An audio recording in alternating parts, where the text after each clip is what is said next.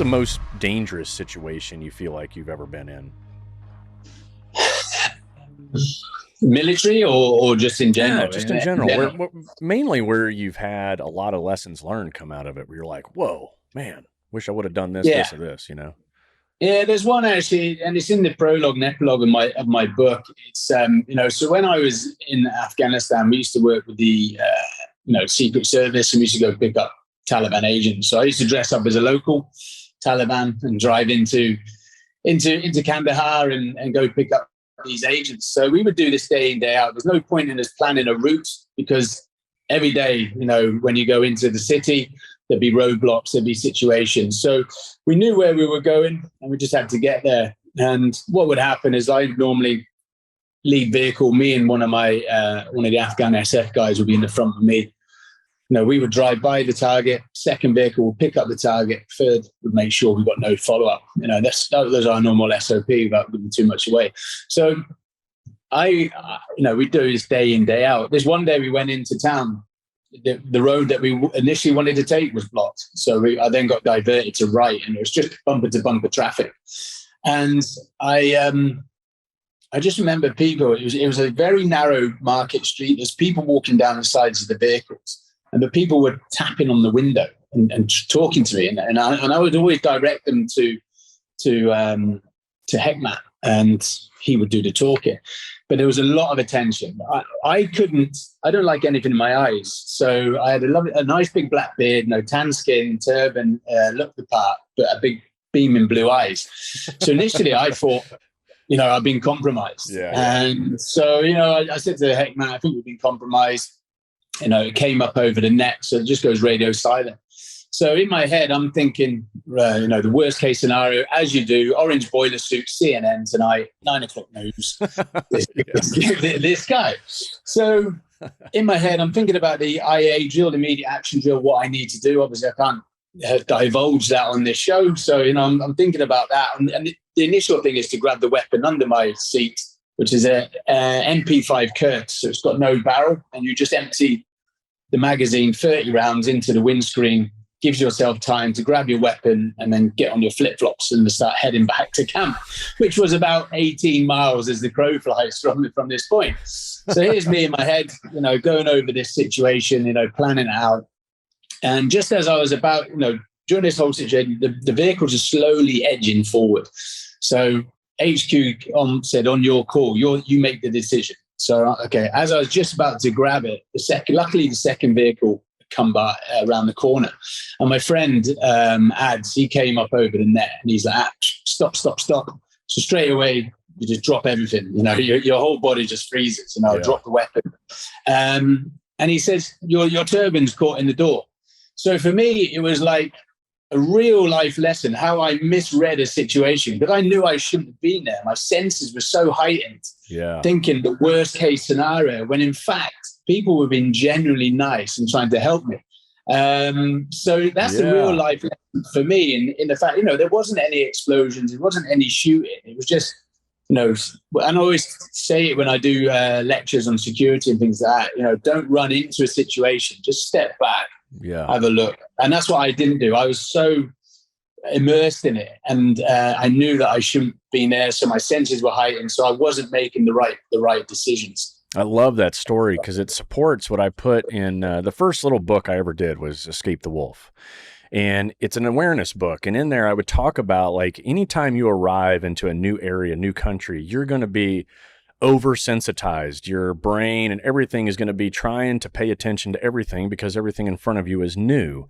And you're going to think that everything is after you, right? You're going to see ghosts. You're going to see goblins. You're going to see everything that you think you can see in that environment, when the reality is it's nothing. It's just a new culture, a new place. So you got to almost step back from all of that temporary paranoia, and just kind of drive forward, but keep your wits about you at the same time. But man, that's a fucking great example of what I've talked about in there.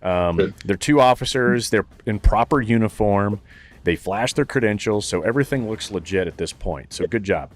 All right. So next, do you tell them they've made a mistake and to go away, or B, crack the door, give in a little bit. You've got the lock on the door, but you can crack it just a little bit and confirm everything.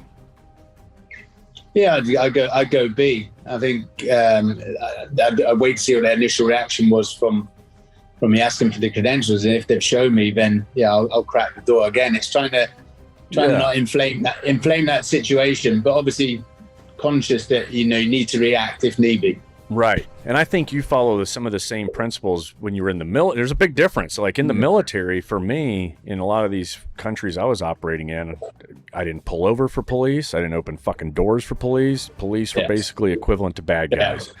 But as a civilian, you got to kind of treat things a whole lot different because you don't have, you don't have the 800-pound gorilla of the United States military, backing you up one border away. You know what I mean? Yeah. So cracking the door, and it's kind of a give, right? It's kind of like giving them a little bit of something to keep them satisfied. Yeah. True. So B, yes, correct.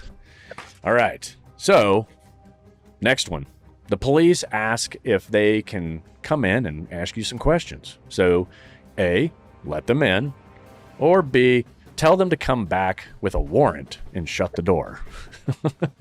You're in someone else's country, so it's a tough one. If there was a third option, I'd ask if we could go into the public lobby and just chat there. It's a great point. Yep. Again, they're not going to come back with a warrant. I've worked in some of these places, again, try and I'll go with the A. Yeah. Let them in. And yes, A is correct. And I'm with you because you and I both know the legal systems really only work in 1, 2, maybe 3 countries on this fucking planet. The rest, it's corrupt. I mean, it's corrupt. It's semi-permissive if you're lucky. And the law enforcement certainly bribery and taking cash and all that is like a primary form of income for these folks, right? Yeah, true. I sort of learned as well, especially like going around because I worked all over Africa and the Middle East, is that the laws that we have in UK and America are for UK and America. You can't enforce them in another country. Yeah. So people used to ask me questions about buying weapons on the black market. It's legal. I've done nothing illegal there. It's all legal in that country. If I did it in the UK, it'd be totally illegal. Yeah. So you need to understand, and as you touched on, before you go to these countries, you understand their cultures, their laws, and things like that. So you don't get tripped up as well.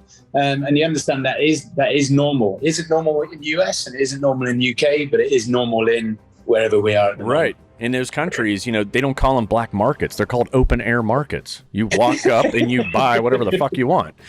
It's not hotel manager. It's not until you leave the country you go, oh yeah, those I guess were considered black markets, but they're just open air markets. They're like a souk, a souk of weapons.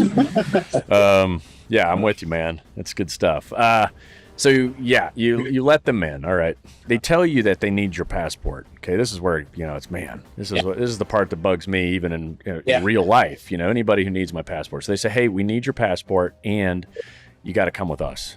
And so, do you A, refuse and request to call your embassy, or B, cooperate with the police and go ahead and give them your passport? So what I always do, and I do it when I do my travel security to people, before I go anywhere, I take photocopies of my passport, I take photocopies of my yellow fever cards and things like that. So when people ask you, especially some of these hotels you go to around the world, we need to take your passport to get it scanned. Or here, I've already got a photocopy, so that should do the job. So you never lose sight of your passport. So that was what I would do in this situation. Yeah, I keep my passport on me, but I would give them my photocopy, because then you've actually agreed to what they've asked. Yep. You've given them what they need. Yep. And without upsetting them. So I always have photocopies for those scenarios. Yeah. Okay. I like it. And that's all great points. And I think it's stuff that even if you go to the statedepartment.gov here in the United States, you go there, it's going to tell you all these things. It really does. It's a great source. Another great source of information is if you're going to, let's say, whatever that country is, go to that country's embassy websites. Every single one of them have embassy websites now. we tend to go, oh, I'm just going to look at American stuff, even though I'm traveling to Egypt. It's like, no, go to the Egyptian consulate website, and they will tell you exactly what the do's and don'ts, which is it's a much better source of information. So yeah, that's good stuff. You're listening to Can You Survive This podcast? Thanks for tuning in. Please make sure to subscribe, rate, and share on the iHeartRadio app, Apple Podcasts, or wherever you get your favorite shows.